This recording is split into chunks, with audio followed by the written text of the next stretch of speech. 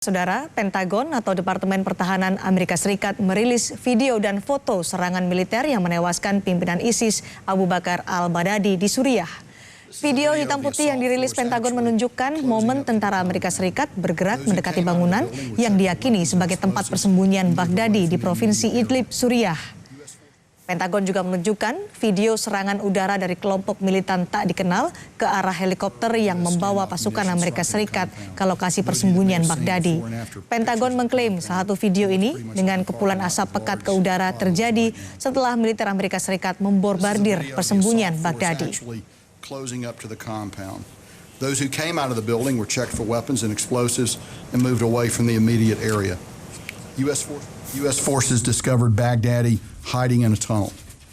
When capture at the hands of U.S. forces was imminent, Baghdadi detonated a bomb he wore, killing himself and two young children that were with him. Following collection of samples for formal DNA analysis, Baghdadi's remains were buried at sea in accordance with the law of armed conflict within 24 hours of his death.